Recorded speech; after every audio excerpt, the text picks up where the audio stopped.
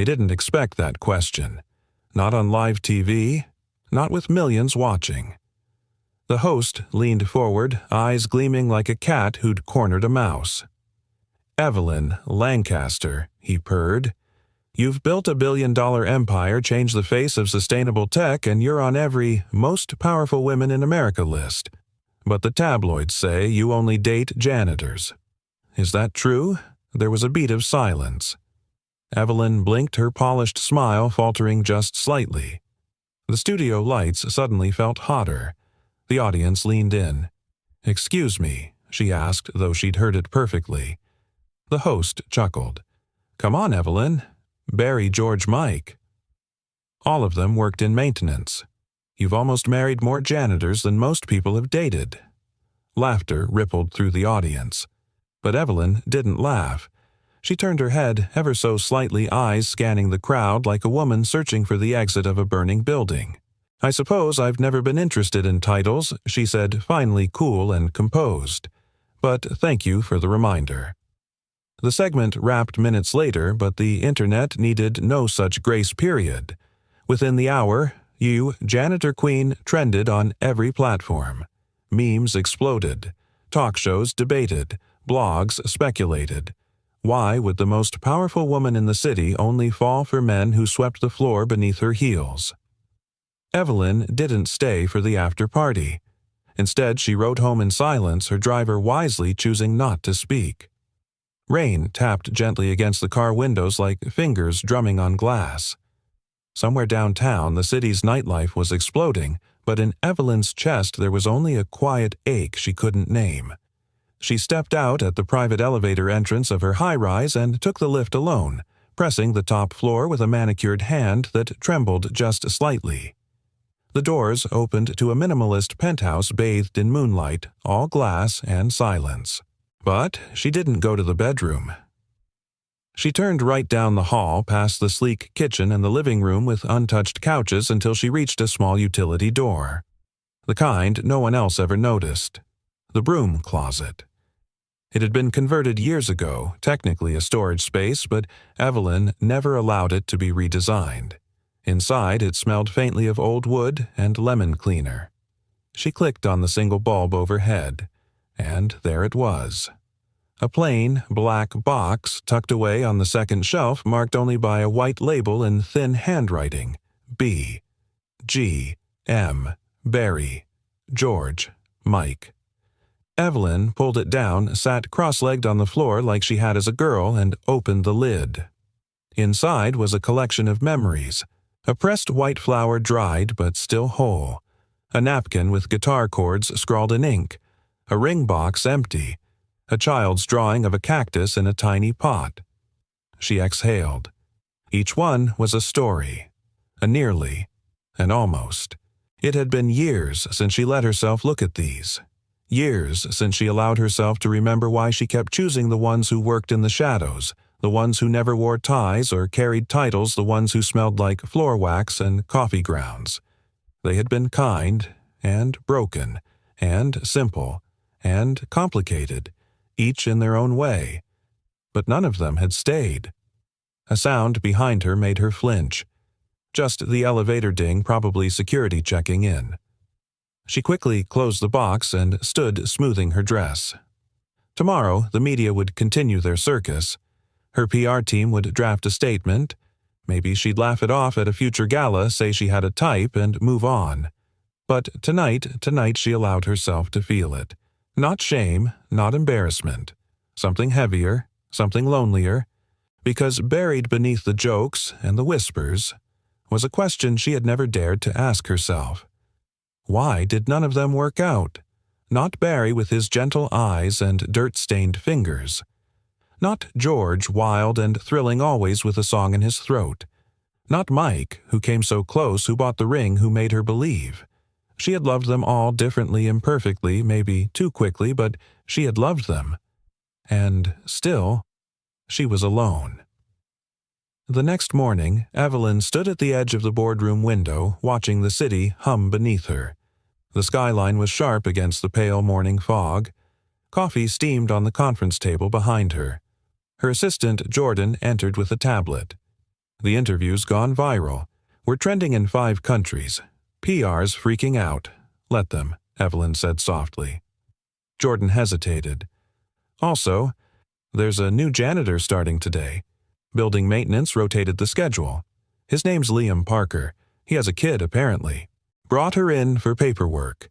Should I have them use the service entrance? Evelyn turned. No, that won't be necessary. Jordan blinked. All right, I'll let them know. Evelyn returned to the window, but her gaze wasn't on the skyline anymore. It was on her reflection, flawless, powerful, untouchable. And suddenly she felt very, very tired. She whispered to herself, barely audible over the hum of the city below. I used to think I was just choosing love in unlikely places. But maybe I was hiding in plain sight. Behind her, the elevator dinged again. A new chapter had just entered the building. And this time the story wouldn't start with romance. It would start with a drawing on glass, and a man who never looked at her the way everyone else did. Not with admiration, not with envy, not with expectation, but with nothing. And that somehow would change everything. The first time Evelyn met Barry, she was 23 and already pretending not to care what people thought. It was the beginning of summer, and she had just landed her first internship, an ambitious, wide-eyed girl in a borrowed blazer with blistered feet and a resume printed on thick ivory cardstock. She arrived early that day, eager to impress, clutching a tote bag stuffed with 3 pens a planner and far too many hopes. And then she spilled coffee. All over the lobby floor, and her laptop, and her shoes, and her pride. She froze, heart-pounding already, hearing the whispers. She's the new one, look what she did. Her cheeks burned. That's when she saw him. Barry knelt silently, not saying a word. Just calmly blotting the mess with thick brown paper towels, his motion steady as eyes kind. He didn't scold her, or smirk. He didn't say rough morning like so many others might have. He simply handed her a clean towel. You okay? He asked finally, voice low and warm like the early morning sun. That was it. No judgment, no pity, just presence. And that did something to Evelyn. It was a small moment, forgettable to anyone else, but to her it was the first breath she'd taken all week that didn't feel like drowning. Over the next few months, Barry became a fixture in her life. Always in the background, pushing his cleaning cart, whistling low jazz tunes, watering the plants no one else remembered. They started talking more. First about the weather, then about books. He liked mysteries. She liked biographies. He teased her about working too late. She teased him about naming the succulents in the lobby. You're not supposed to get attached to office plants, she told him once. Barry grinned. I'm not supposed to get attached to interns either. It was a joke, but it wasn't. Their friendship wasn't fast or flashy. It was slow like honey, steady like tide. He was older, mid-30s, divorced with a son in middle school. But Evelyn didn't care. She was drawn to the way he moved through the world, unhurried, unbothered, and unbelievably grounded. He taught her how to patch a leaky tire and how to silence the noisy vending machine with a simple kick. She brought him leftover pastries from staff meetings and slowly stopped wearing heels after 6 p.m. She didn't know when the line blurred, when admiration melted into affection. Maybe it was the night he waited in the lobby with an umbrella just because he saw the storm rolling in before she did. Maybe it was the time she cried in the supply closet after a brutal client pitch, and he pretended not to notice the mascara on her sleeve. Or maybe it was the cactus. It arrived on her desk one Tuesday. No note, just a tiny, stubborn thing in a ceramic pot. When she looked up, Barry was already turning the corner with his mop bucket. Later that day, she found a small label stuck beneath the pot. You work too hard. This little guy knows how to survive with less. B. She kept that cactus for years.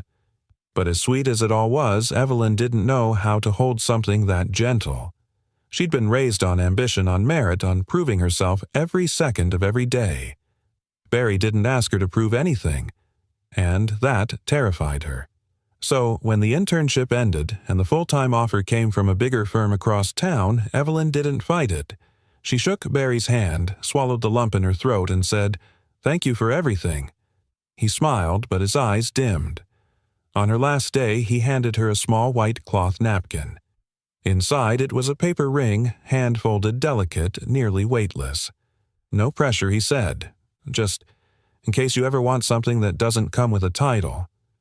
Then he walked away. She never saw him again. Years later, in that broom closet in her penthouse, she still had that napkin. Still kept the cactus, though it had long since outgrown its pot. Still wondered what might have happened if she had chosen kindness over conquest.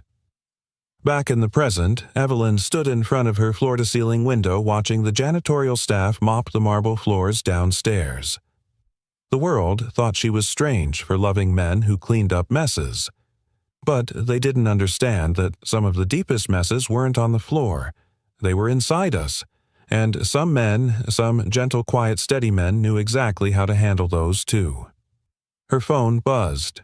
A new email from HR. Subject: new facilities, higher orientation, Liam Parker and child in tow. Evelyn stared at the name. For a second, something flickered in her chest. Not déjà vu, something else. She closed the email. Then, without even thinking, she stood up across the room and opened the broom closet door again. There, on top of the black box, she placed a post-it note. B. He saw me before I did. And this time, she didn't cry. She smiled, because she finally understood something. Barry wasn't the wrong love. He was just the first clue. If Barry was the calm after the storm, George was the storm itself.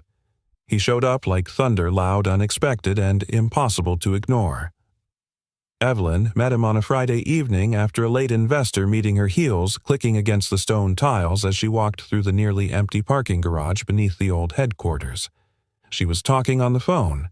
Her voice clipped, irritated, exhausted. "No, we don't delay production. We move it. Figure it out or I'll find someone who will." Click.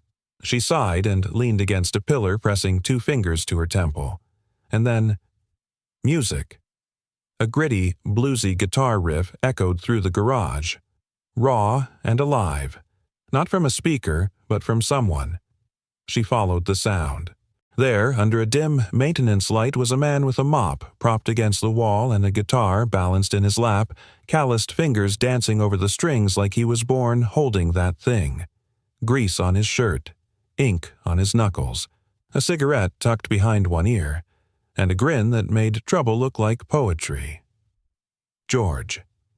He looked up as she approached, didn't pause, didn't stand, just nodded like they'd met 100 times before. "You the boss, lady," she blinked. "Excuse me," he strummed a final chord. "You've got that boss energy.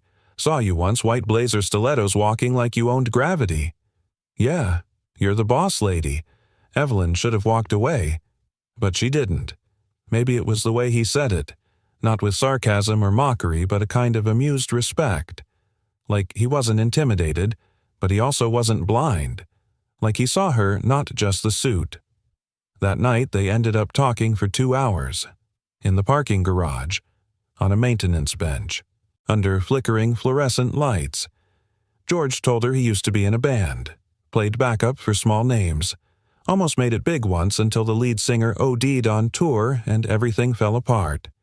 Now he cleaned floors and played blues in garages. "I like mess," he said unapologetically. "It makes more sense than perfection." Evelyn didn't know why she kept going back to that garage after hours, but she did, again and again. Sometimes he'd play. Sometimes they'd argue about art, about business, about what mattered. Sometimes they'd just sit in silence while he tuned strings and she drank lukewarm coffee. And then, one night, he kissed her. It wasn't sweet. It wasn't slow. It was lightning. George was everything. Barry wasn't reckless, unpredictable, burning with passion and pain.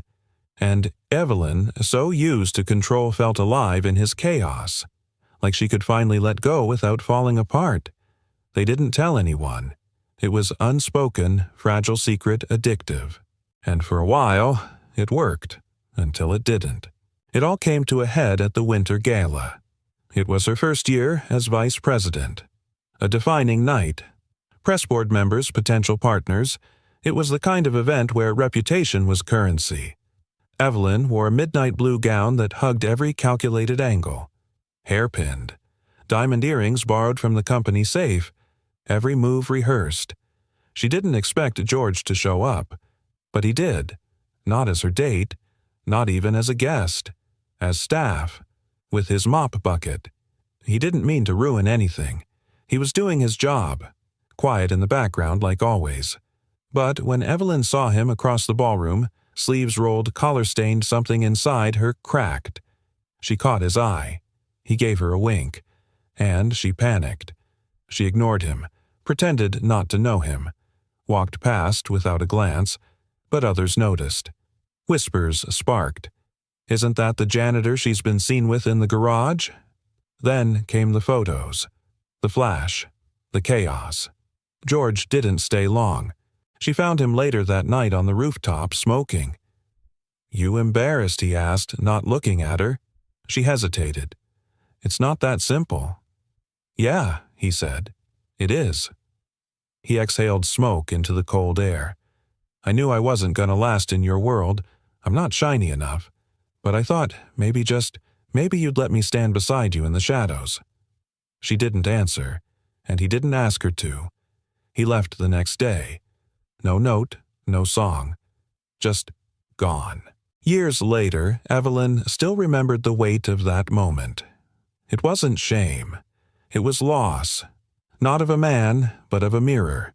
Because George had reflected a version of her that was wild, unguarded real. And she had turned her back on it to protect a throne built on appearances. Back in her penthouse, she retrieved the napkin he once scrawled lyrics on. "You don't need fixing, baby. You just need space to fly." She had laughed at it then. But now, it felt like a prophecy. She placed the napkin gently beside the paper ring from Barry. 2 different men. 2 different loves. And still, no answer to the question that haunted her. Why did she only almost marry them? Why not follow through? Why not fight? Maybe because she never believed she was worth staying for. Or maybe because she hadn't found the one who saw past both versions of her, the powerful woman and the scared girl beneath. Her phone buzzed again. Security update. New access badge issued. Liam Parker, floor 28. She didn't recognize the name, but something about it made her pause. And for the first time in a long time, she didn't feel alone. Just unfinished. There's a different kind of heartbreak that comes not from a breakup, but from a canceled beginning. Mike was that. He was the beginning that never became a story. By the time Evelyn met Mike, she wasn't an intern fumbling coffee or a VP dodging scandal. She was the CEO. Of everything. Of herself, most of all. She was 33, running a multi-billion-dollar corporation from a glass tower that bore her name. Her hair was sharper. Her voice steadier. Her calendar booked 6 months in advance. She didn't fall anymore. She scheduled. Mike came into her world like a slow sunrise, quiet, consistent, and inevitable. He was the head janitor on the executive floor, promoted from another branch after a corporate merger. She first noticed him not because of some grand gesture or flirtation, but because of how he treated people when no one was watching. He greeted the mail clerk by name. He refilled the coffee pods in the break room without being asked. He noticed when Evelyn had a cough and left honey sticks on her desk without a note. It wasn't romantic. Not at first. It was safe. And Evelyn had come to crave safety more than sparks. They talked after hours. Casual. Comfortable. He loved old films. Had a rescue dog named Rufus. Listened to jazz when he cleaned. Was taking online classes in landscape architecture because maybe one day he'd design gardens instead of scrubbing tile. There was no chaos with Mike. No broken guitar strings or crumpled napkin notes. He was the kind of man who carried a small notebook to write down things he didn't want to forget, favorite meals, dog meds, ideas for gardens with native plants, and, eventually, Evelyn. Their relationship unfolded not in explosions, but in warmth. Dinner at her place once a week, walking Rufus together in the evenings, quiet mornings with coffee and emails side by side. It was unspoken but understood. They were building something, even if neither of them said the word. Until one day, he did. She came home late, shoulders tight from a brutal quarterly review. He was in her kitchen barefoot, stirring pasta. Rufus snored under the table. And there it was, sitting beside her wine glass. A small velvet box. Evelyn blinked. "Mike." He smiled, a little shy, a little proud. "Don't open it yet. Just hold it." She did. It was heavier than she expected. He poured her wine, sat beside her. "I know we haven't done everything the traditional way, but I love you, and I want this. You and me. A life. Maybe a garden. You can have the big office. I'll keep the broom closet. Deal."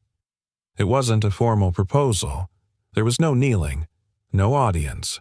Just two adults who'd lived enough to know what mattered. Evelyn didn't cry. She nodded, and they made plans. Wedding date August, guest list small. Venue her family's lake house upstate. Florist undecided. Dress not yet chosen. She told her board the news. Most were surprised but supportive. Mike was kind, solid, stable. Even her mother approved. "This one's different," she said. "You're calm with him." Calm. That word echoed, and Evelyn believed it, believed in them, until she didn't. It was 3 weeks before the wedding. Evelyn came home early from a client meeting that had been canceled last minute. Mike wasn't expecting her. She walked in humming. Rufus barked, tail wagging. And then she heard his voice. On the patio. Phone to his ear. Laughing. She froze, listening not out of suspicion, just curiosity. "I mean, yeah," he said, chuckling. "She's intense, but she's good to me. No drama. I'll learn to love her like I loved you. Just different. But I'll make it work." Silence. Then, "No, don't worry. It's not like she'd ever find out." Her heart didn't race. It stopped. Completely. Evelyn stepped back quietly, gently closed the front door, and waited 15 minutes outside before walking back in keys. Jangling smile rehearsed. She didn't confront him that night, or the next. She waited. 2 days later, she canceled the wedding. No screaming, no drama, no public statement, just a private dinner at her apartment. "I'm not the kind of woman you learn to love," she said, voice steady. "I'm the kind you already do. Or you don't." Mike didn't deny it. He tried to explain. Said he was scared. Said he'd panicked. Said he did love her, just not the way he used to love someone else. But by then Evelyn wasn't angry. She was clear. Painfully clear. After he left, she stood in her kitchen for a long time, wine in hand, staring at the velvet box on the counter. She didn't open it. She didn't need to. The weight of it wasn't in the ring. It was in the truth. She could have married him. She could have had a quiet, safe life with no surprises, no risks, no fear. But it wouldn't have been honest, and Evelyn had made too many compromises in her life to start her forever with one more. Now, years later, the box remained sealed in her broom closet. Not out of pain, but as a reminder of the difference between settling and choosing, of the danger in mistaking peace for love, and of the lesson that even the most stable floor can still crack beneath your feet, especially when it was never built on truth. That morning, Evelyn opened her calendar. New hire orientation. Liam Parker. She almost skipped it, but something tugged at her. She didn't know his face, or his voice, or the sound of his story. But, for the first time in a long time, she wanted to. It started with a headline. Not one she authorized, not one her team approved, but the kind that spreads like wildfire because it's funny and a little mean and just true enough to sting. Billionaire CEO or janitor collector, Evelyn Lancaster's unusual dating history raises eyebrows. Underneath was a side-by-side collage her in designer gowns and 3 different men in blue work uniforms, mops and handheads cropped for dramatic effect. The internet did what it does best: memes, edits, threads. Some were cruel, some were oddly sweet. Some Evelyn read 3 times before closing her laptop and walking away. But the damage was done. By Monday, the board had called an emergency image review. PR had drafted talking points. HR had begun exploring reputational risk protocols, whatever that meant. Legal said nothing, but their silence was a loud humming thing in the room. Evelyn sat at the head of the long, polished glass table, her hands folded, face unreadable. She'd worn navy calming commanding and left her hair down, a tactic she used when she needed to appear softer without giving an inch. Across from her, Harrison, her oldest board member, white-haired and smug, cleared his throat. "Evelyn," he began, "you've been an exceptional leader. We all agree.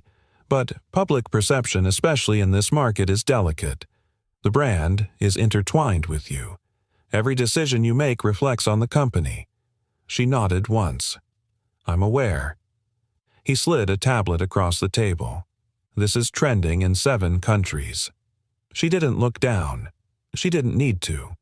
"It's your personal life," said Maya from marketing, younger, more empathetic. "But the janitor thing 3 times now has become a pattern. People are starting to wonder if it's a PR stunt, or, worse, some kind of fetish." Evelyn's jaw clenched. "You think I date men with cleaning jobs for attention?" "No," Maya said quickly. "We just think you should address it. Strategically." Another board member chimed in. "We could set up a magazine feature, humanize you, frame the story, reclaim the narrative." "Spin it," Evelyn said flatly. Silence. They meant well. At least she hoped some of them did. But in that moment, staring at a room full of people dissecting her love life like it was a quarterly report, Evelyn felt hollow. She stood. "I appreciate your concern," she said, voice even. "I'll handle it." That night, she didn't go home. She stayed in her office long after the building emptied out, lights dimmed, skyline twinkling like a distant, unfeeling galaxy. Her assistant had left a new hire file on her desk. She flipped it open absent-mindedly, not really reading until a small sticky note fell out. In Jordan's tidy handwriting, single dad. Daughter's adorable. Very polite. Asked where the nearest library was. She stared at the note, then at the name on the file.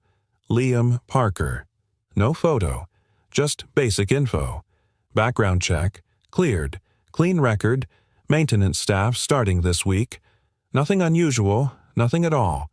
And yet, she opened her desk drawer and pulled out a notepad. Not for business, for herself. At the top, she wrote, "Why Janitors?" She stared at the question. Her pen hovered. Then slowly she began to write. "Barry saw me at my lowest and didn't flinch.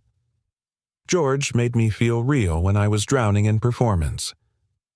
Mike gave me a version of safety I thought I needed, and beneath that, none of them ever wanted my world. They only wanted me." Evelyn closed the notepad, her eyes stinging. Not out of sadness, out of clarity. She'd spent her whole life climbing, proving, controlling.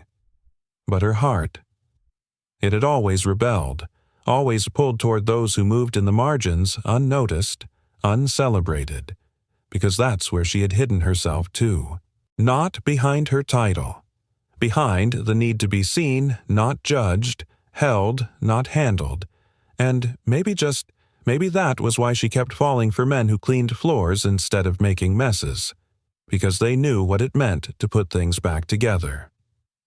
The next morning, Evelyn walked into the staff cafe downstairs instead of her usual executive dining room. Heads turned. Whispers started. She ignored them. At the coffee machine, a janitor was wiping the counter. Tall, broad-shouldered, wearing the standard blue uniform, his back to her. "Are you Liam Parker?" she asked. He turned, not startled, just calm. He nodded. "Yes, ma'am." His voice was low, kind, steady. "Evelyn Lancaster," she said, offering her hand.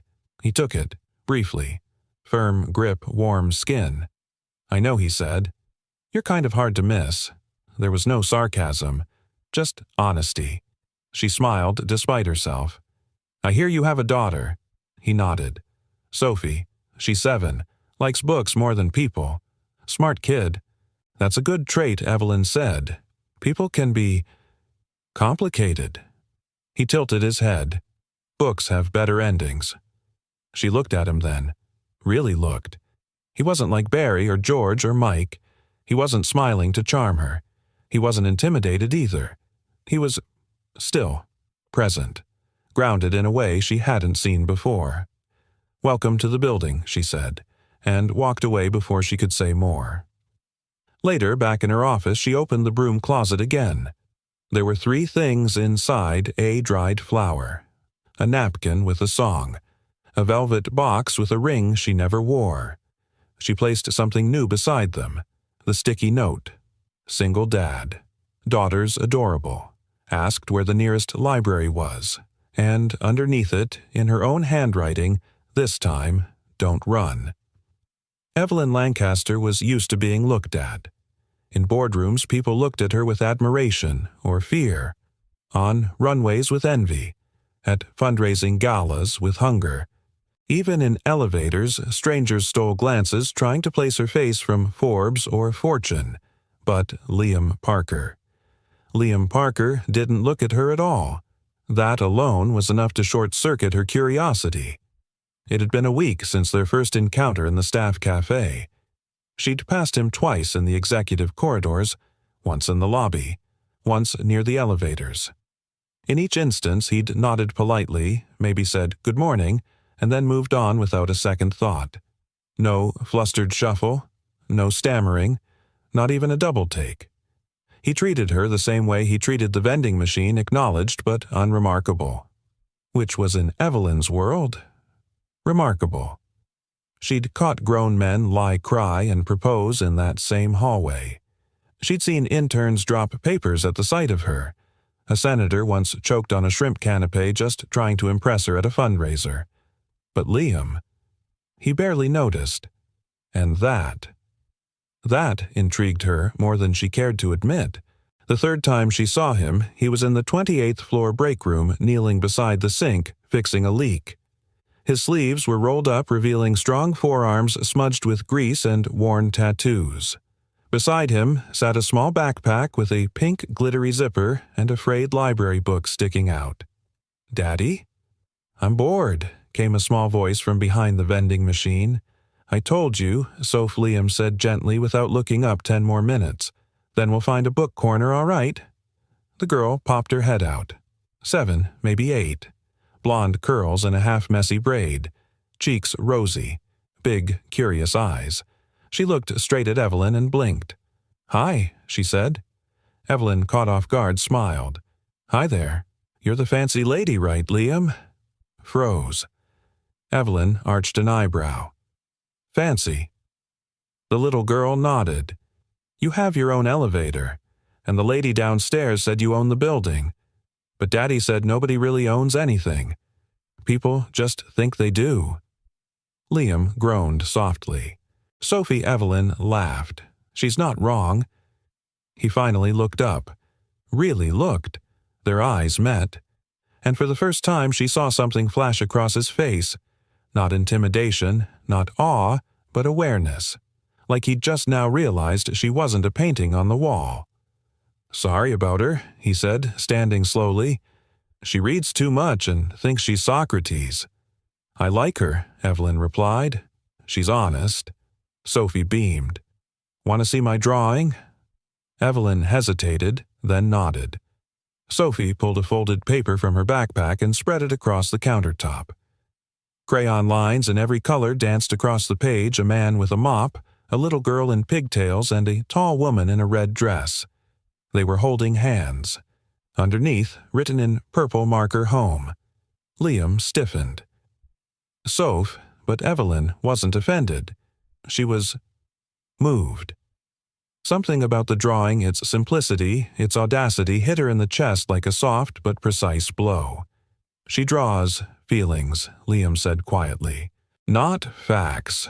Don't read too much into it. Evelyn traced the edges of the paper with her finger. I don't think it's about facts at all, she said softly. I think it's about hope. Sophie tilted her head. Do you ever get lonely? Evelyn blinked. The air in the room shifted. She crouched to Sophie's level, brushed a strand of hair behind the girl's ear, and said truthfully, Sometimes. Me too, Sophie whispered. But not when Daddy's around. That night, Evelyn didn't sleep. She lay in bed, staring at the ceiling, the image of that drawing etched behind her eyelids. It wasn't romantic. It wasn't fate. It was something deeper, a kind of quiet recognition. Liam Parker didn't look at her like a prize. He didn't look at her like a paycheck, a pedestal, or a promise. He looked at her like a person he didn't yet have time for. And in Evelyn's world of masks and mirrors, that was the most human thing she'd ever seen. The next morning, she found herself in the break room again. No reason, no schedule. Liam was pouring coffee. She walked in. Their eyes met. This time, he spoke first. Hey, she nodded. Hey. He gestured to the empty chair beside the window. You're welcome to sit. I won't tell the other billionaires you slummed it with the janitors. She laughed. Genuinely. I think most of them already know. They sat in silence for a moment, sipping coffee, watching the city stretch into the distance. Finally, she said, Your daughter's very bright. She's everything. He replied, eyes softening. More than I deserve. You seem like a good father. I'm trying to be. They were quiet again. Then Evelyn turned to him and asked, Why don't you look at me the way other people do? Liam didn't flinch. Because I don't know you yet. And if you did, I'd look you in the eye, same as I do now. She swallowed. That one sentence held more respect than 1,000 flattery-laced compliments ever had. It was grounding, disarming, real, and for the first time in a very long time, Evelyn Lancaster didn't feel like an empire. She felt like a woman, and maybe that was enough. It was nearly 7 p.m. when Evelyn finally left the boardroom. The last client had just cleared the building, and her executive team had dispersed into the night like exhausted fireflies. The hallway lights had dimmed to their eco-friendly setting, and most of the building had already fallen into its quiet nighttime rhythm. She was supposed to go home. But her heels, unprompted, turned toward the west corridor, the one nobody used after hours. There was something about that drawing, about Sophie, about the way Liam had looked at her not as CEO Evelyn Lancaster, but just Evelyn. And maybe that's why she found herself walking toward the abandoned conference room on the 28th floor, the one under renovation, the one Liam had mentioned they were cleaning out this week. The glass walls caught the glow of the city like liquid gold, and for a moment it looked like the stars had come down to meet the skyscrapers. Then she saw it. On the inside of the tall glass panel facing the city, drawn in washable markers, thick lines in bright colors, was another crayon-style drawing. This one was bigger, more detailed. A stick figure girl in the center wearing a cape. A tall man with a mop wearing a crown made of stars. And next to them, a woman with long red hair in a flowy dress. One hand holding the little girl's, the other hand resting lightly on the man's shoulder. 3 figures, smiling. Underneath them, in pink cursive, real families aren't always planned. They're found. Evelyn stood frozen. She didn't realize she was holding her breath until her vision swam. The artwork was imperfect, childlike colors, overlapping proportions askew, but the message, it hit like a soft hammer to the chest. Not dramatic, just devastating in its quiet truth. She blinked hard, then noticed something taped below the glass. A sticky note. Sophie's handwriting again. I drew this after Daddy said you looked like someone who used to believe in magic. I hope you still do. That did it. The breath she'd been holding escaped in a shaky exhale. She turned away before anyone could see her, but she wasn't fast enough.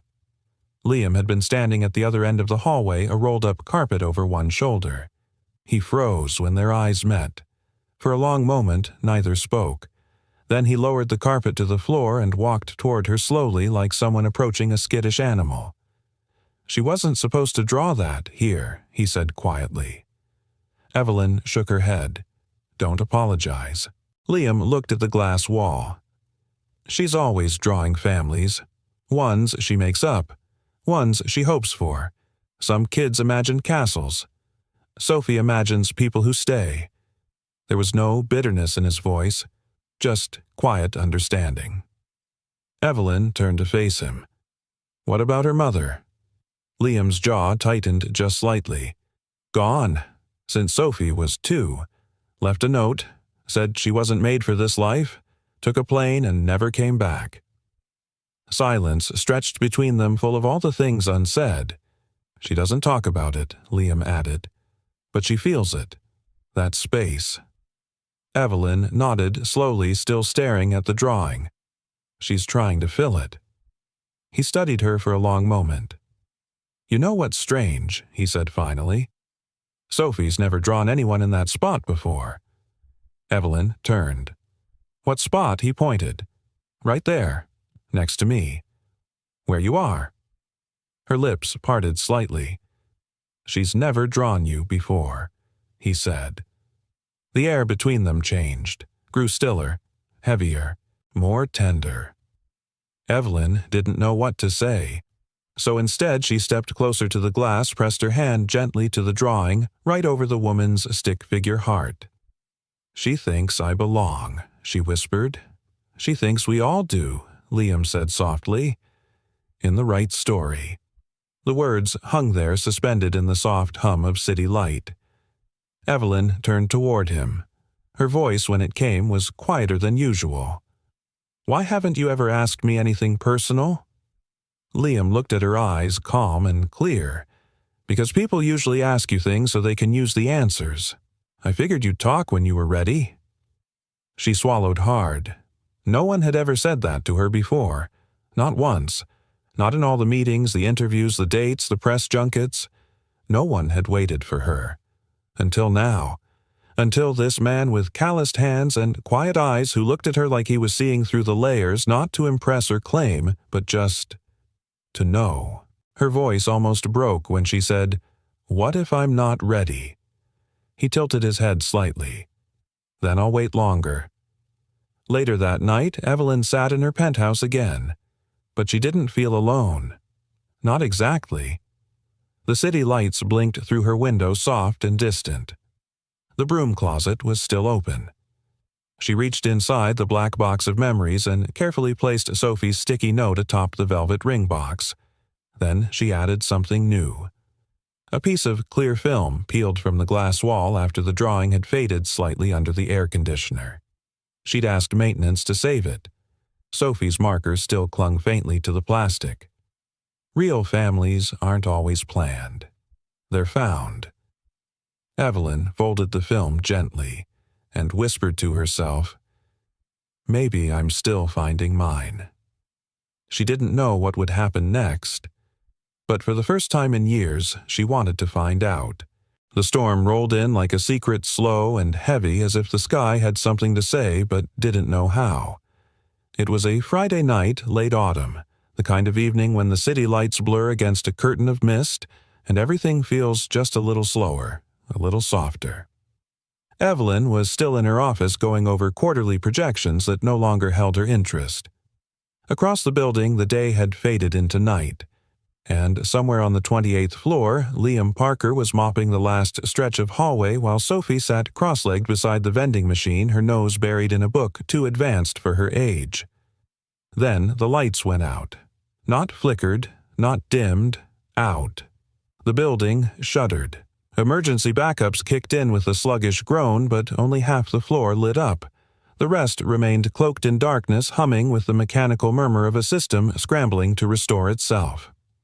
Evelyn stood from her desk just as her assistant's voice crackled through the intercom. "Power's down across the lower levels. Some elevators are stuck between floors. We've notified facilities." Evelyn didn't wait.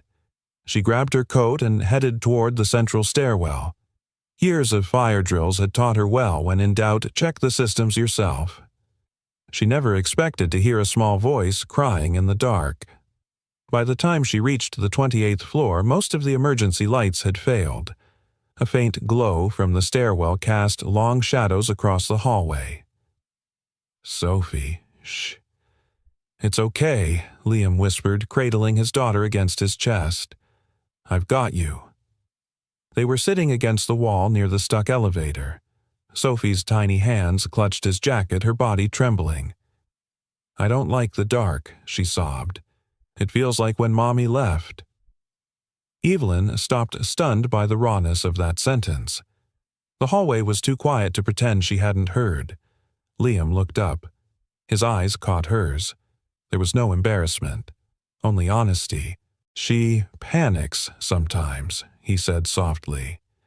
"Memories hit hard when the lights go out." Without a word, Evelyn stepped forward and sat down on the floor beside them, her coat spreading across the cool tile. Sophie looked at her with wide, tear-filled eyes. "I don't like elevators," she whispered. "Me neither," Evelyn said gently. "They always try to take you somewhere you didn't ask to go." Sophie blinked. A tear rolled down her cheek, but she almost smiled. Liam shifted, settling his daughter into the crook of one arm while offering Evelyn a small flashlight with the other. "Just in case," he said. She accepted it, flicked it on, and let the beam bounce softly along the walls. No one spoke for a while.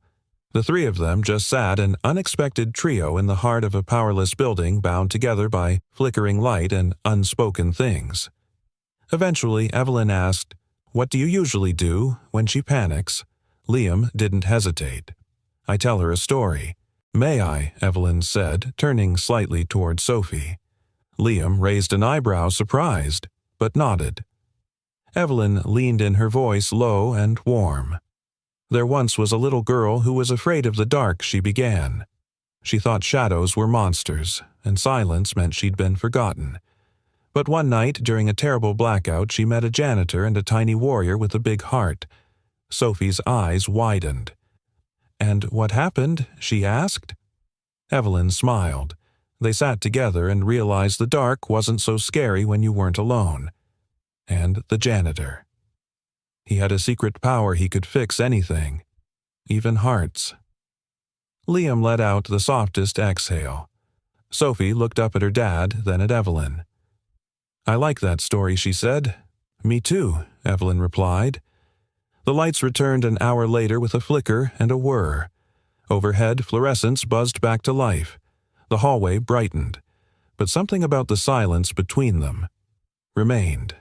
Not awkward, not uncomfortable, just still, like something had settled into place without needing permission. Sophie had fallen asleep against her father's shoulder, her breathing soft and even, like the storm inside her had passed. "I should get her home," Liam said quietly. Evelyn nodded. He rose, carefully adjusting Sophie in his arms, her small arms draping around his neck. As he turned to go, Evelyn spoke. "She's lucky to have you." Liam paused. "I'm the lucky one." Their eyes met again, and this time something unspoken passed between them. Not an invitation, not a promise, just recognition of something neither of them dared name yet. But it was there, alive, growing, quiet as the moment the lights first returned. That night, Evelyn didn't open her laptop. She didn't review quarterly anything. Instead, she sat on her balcony with a blanket wrapped around her shoulders and her hair loose in the wind. She thought about Sophie's drawing, about the way Liam had held her in the dark, about the quiet confidence of a man who didn't need to perform to be seen. She wasn't in love, not yet. But something had shifted. And in the hush of her penthouse for the first time in years, Evelyn Lancaster let herself wonder, what if the story she'd been afraid to write was the only one worth telling? There's a particular kind of silence that lives in a man's eyes, a silence born not from shyness or pride, but from pain, too old to name. Evelyn saw it in Liam Parker the next morning. She hadn't planned on running into him, but fate or something gentler had different plans. She stepped into the staff cafe early looking for nothing more than a breath of normalcy. No tailored meetings, no camera-ready posture. Just coffee. Liam was already there. He stood at the counter pouring cream into two mismatched mugs. One said, "Number 1 Dad," the other had a faded drawing of a purple unicorn. Sophie's, no doubt. He looked up. Their eyes met. She offered a soft smile. "Rough night." He smirked faintly. Sophie had nightmares, but nothing a pancake bribe couldn't fix. She, "Okay now." He nodded. "She's stronger than she knows." Evelyn hesitated. Then, to her own surprise, she said, "I have a half hour before my first call. If you're not in a rush, maybe we could talk." Liam's eyes studied her. Not suspicious, just cautious. He gestured to the back table. "All right." They sat across from each other, their coffees steaming between them like a fragile peace offering. "I've been meaning to ask, Evelyn." Began wrapping her hands around the ceramic mug. "You weren't always in maintenance, were you?" Liam leaned back slightly as if weighing how much to share. "I was an aerospace engineer," he said finally. Evelyn blinked. "Seriously, seriously," he nodded. "Worked on propulsion systems. Loved it. What happened?" He looked out the window, and that's when Evelyn saw it again, that silence, the one that lived in his gaze. "I was part of a design team for a high-profile launch," he said slowly. "A minor flaw in the guidance system wasn't flagged in time. The shuttle didn't crash, thank God, but there was a lot of fallout. Lawsuits, careers ended, mine included." Her voice softened. "So, they fired you?" "No," Liam said. "I walked away. Couldn't stomach the politics. Couldn't justify staying in a system that punished silence more than error." He paused. "But that wasn't the hardest part." Evelyn didn't interrupt. "My wife, Elena, was pregnant when the investigation was happening. Stress didn't help. She went into labor early. Complications. I didn't make it in time." Evelyn's breath caught. "I held Sophie 3 hours after she was born," Liam said, his voice barely audible, "and signed Elena's death certificate 2 hours after that." A beat of silence. The kind that doesn't ask for words. "I didn't know how to grieve and raise a baby at the same time," Liam continued. "So I quit everything. Took the first job that let me be close to her. Night shifts, cleaning, quiet, safe." His fingers tapped the side of his mug. "It wasn't the life I planned, but it became the life that kept us both alive." Evelyn felt something shift in her chest like a door creaking open. She reached across the table, her fingers barely brushing his. Not dramatic, not romantic, just present. "I'm sorry," she said. Liam nodded, eyes still fixed on the window. "So am I." Later that week, Evelyn drove to the south end of the city, the old quarter where red brick buildings still held on to decades like fading tattoos. Liam had mentioned he and Sophie lived above a bookstore that doubled as a tutoring center. No doorman, no valet, just a crooked mailbox and a painted sign. Open minds. Open hearts. She climbed the stairs slowly, each step echoing with a humility she hadn't felt in years. He opened the door in a t-shirt and jeans, his hair slightly tousled barefoot. "Evelyn, I brought books," she said, holding up a bag with a sheepish smile. "And maybe some overpriced muffins." Liam blinked. "We accept bribes." She stepped inside and paused. The apartment was small but warm. Mismatched furniture. Walls painted in soft greens and yellows. Crayons in mason jars.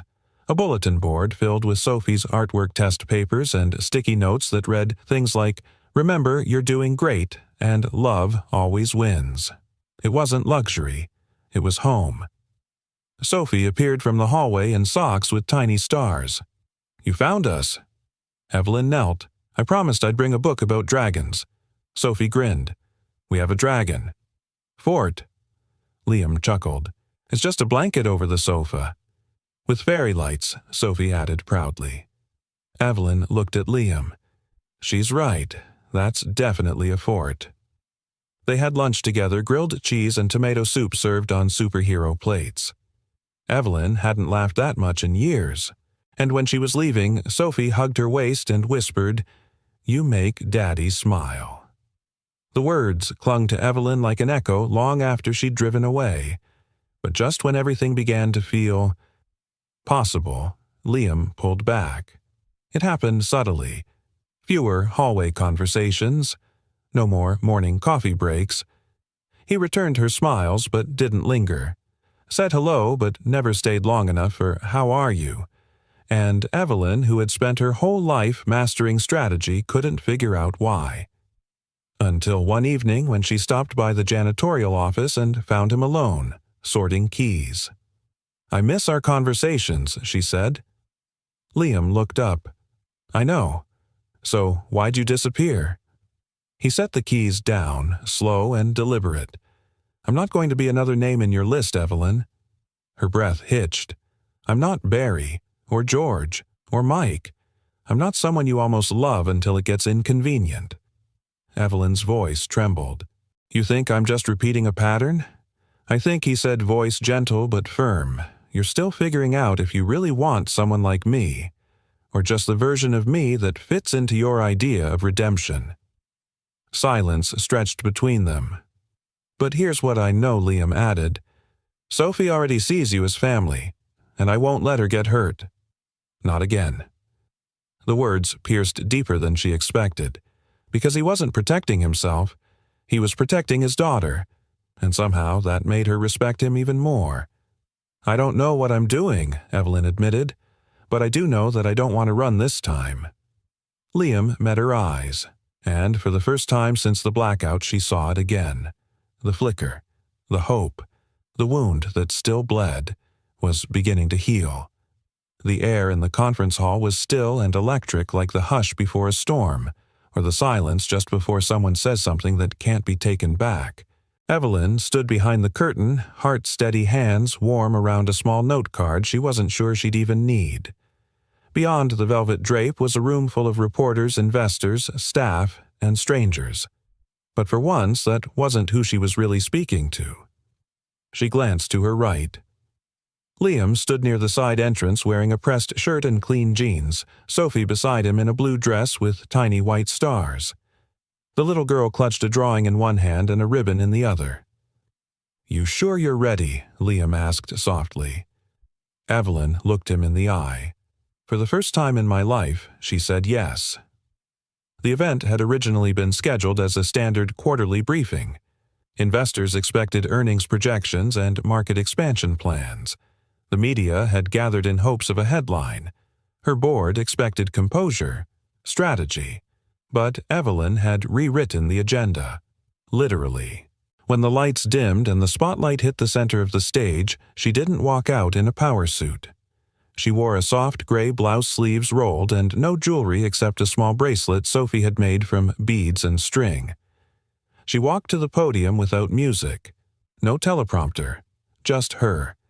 And the truth. "Good evening," she began, voice calm and resonant like a story already in motion. "Before I talk to you about numbers, let me talk to you about something that can't be measured." A pause. "In the past few weeks, some of you have asked why I've chosen to associate with people who don't wear titles, why I've dated janitors, shared my table with maintenance staff, and spent more time on the lower floors than the boardroom." Soft murmurs. A few eyebrows raised. She smiled. "I understand the curiosity. After all, we live in a world that equates value with visibility. But here's what I've learned from those who work in silence. Dignity isn't about being seen. It's about how you see others." Cameras clicked, pens stilled. I've made mistakes, she continued. I've run from people who were kind to me because I didn't think I deserved them. I've measured love in titles and compatibility when I should have measured it in presence, in gentleness, in the way someone holds your story when it's still unfinished. She scanned the room slowly, and then her gaze landed on Liam and Sophie. And tonight, I want to give back what I've received. I'm proud to announce the creation of the Clean Foundation, a nonprofit initiative designed to provide scholarships, healthcare access, and housing support to the janitorial and custodial staff who keep this city running. Applause began to build, soft at first, then rising. Not performative. Real. The words on her note card blurred slightly, but she didn't need them anymore. I named it Clean, not because of what these workers do with mops and buckets, she said, but because of how they live with integrity, with compassion, with an understanding that the world isn't changed by the people who stand in the spotlight, but by those who quietly keep the lights on. Tears shimmered in more than one pair of eyes. I owe much of who I am to those people, she said, especially one man, and one little girl who reminded me that family isn't made by blood or timing, but by the courage to stay when it would be easier to leave. Her voice softened. I used to run from things that scared me. Now I run toward them. A long pause. I hope you will, too. And with that, she stepped away from the podium to a standing ovation. Backstage, Evelyn wiped her eyes just as Sophie launched herself into her arms. You did it! The little girl beamed. Evelyn knelt down, hugging her tight. We did it. Sophie held up her drawing, this one new. It showed 3 figures again. The woman in the gray blouse, the janitor with stars on his shirt, the girl with a heart on her chest. Underneath, in big purple letters, "We're already home." Liam stood nearby, watching. His eyes held something she hadn't seen in them before, not just admiration or warmth, trust. She rose and met his gaze. You made me brave, she said. No, Liam replied gently. You were brave. You just needed someone to see it before you did. They stood there for a beat too long. Then 2. Then Evelyn reached for his hand, not like a statement, but like something she'd always meant to do. He took it, without hesitation. Later that evening, after the applause and speeches and flashbulbs had faded, Evelyn, Liam, and Sophie walked out of the building together through the main entrance, not the executive one. The night was cool, the streets calm.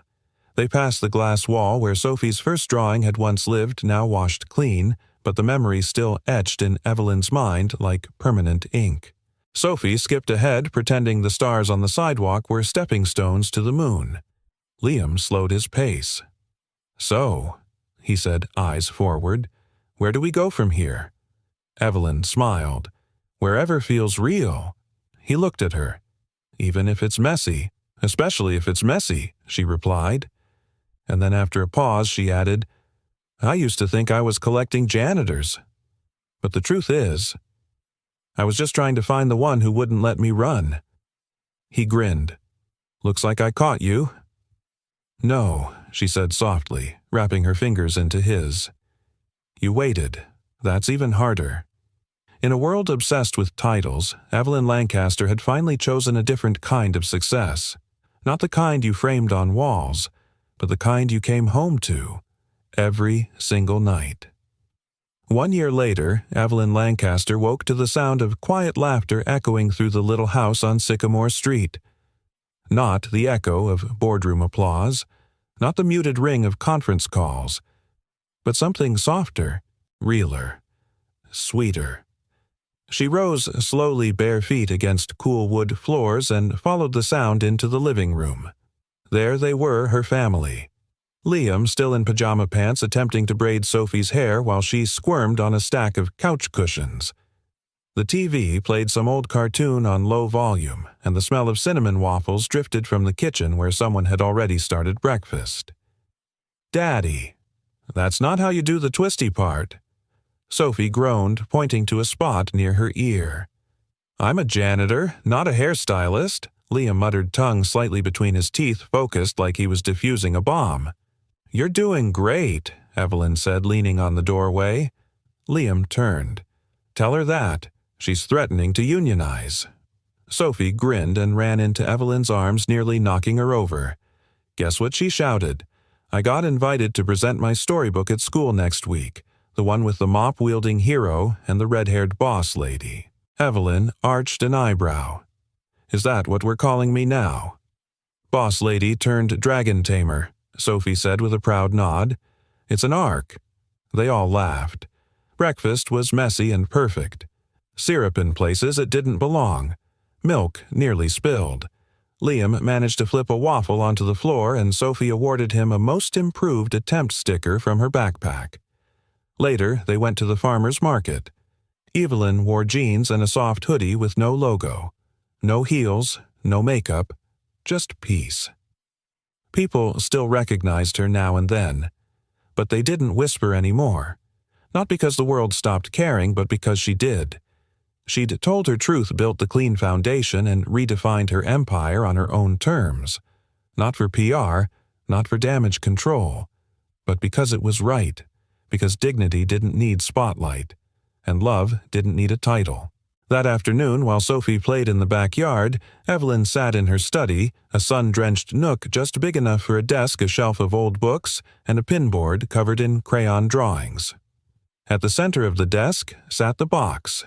The same black box she'd kept locked in her penthouse broom closet for years.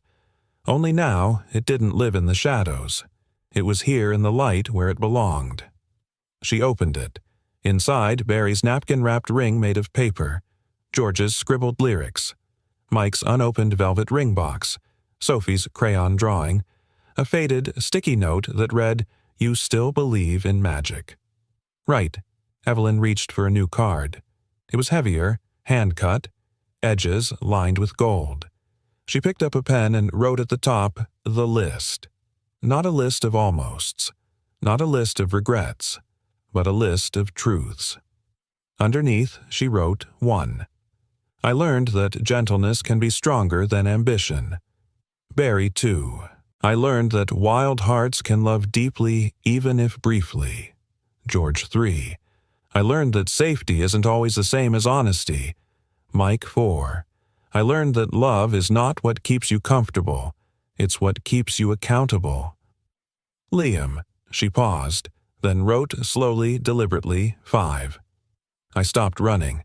At the bottom of the card she drew 3 stick figures by hand, a girl in a cape, a man holding a mop like a sword, and a woman with untamed auburn hair laughing in the sun.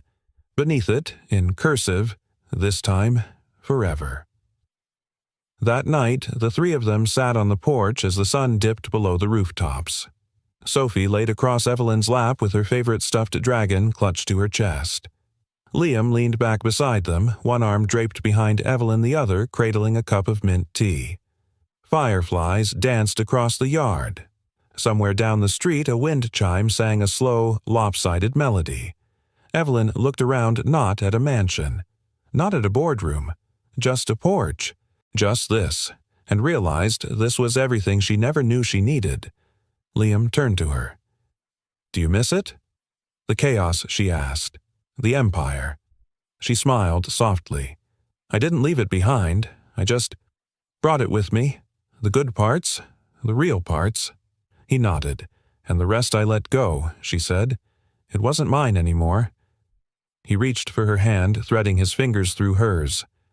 "You know, I never imagined I'd be part of your story." "You weren't," she whispered, resting her head on his shoulder. "You're the story. Everything else was just the prologue." And in that quiet moment, between the stars above them and the child snoring softly below, Evelyn Lancaster, CEO woman, mother-partner survivor, felt whole. Not because she had everything, but because she finally knew what enough felt like, the end and the beginning of the only chapter that ever really mattered. And maybe that's what love really is. Not the grand gestures, not the perfect timing, not even the happily ever afters we imagine in our heads, but the quiet, imperfect moments we choose to stay. The kind that happen between burned waffles and bedtime stories, between healing wounds and shared silences, between a woman who stopped running and a man who never asked her to be anything but real, wherever you are in the world. Maybe you've been Evelyn. Maybe you've been Liam. Or maybe you're just now learning how to write your own list, one that starts not with almost, but with finally. Before you go, I'd love to know where are you listening from tonight. Drop your city or country in the comments below so we can see just how far these stories are reaching. If this story moved you, if it made you smile, or shed a quiet tear. Don't forget to like, subscribe, and turn on the notification bell so you never miss another tale of love, hope, and healing. And from the bottom of my heart, thank you for spending this time with me. Your presence here means more than you know. Until the next story. Take care of your heart. And remember, sometimes the truest kind of love is the one that waits until you're ready to believe in it. Good night, and see you in the next chapter.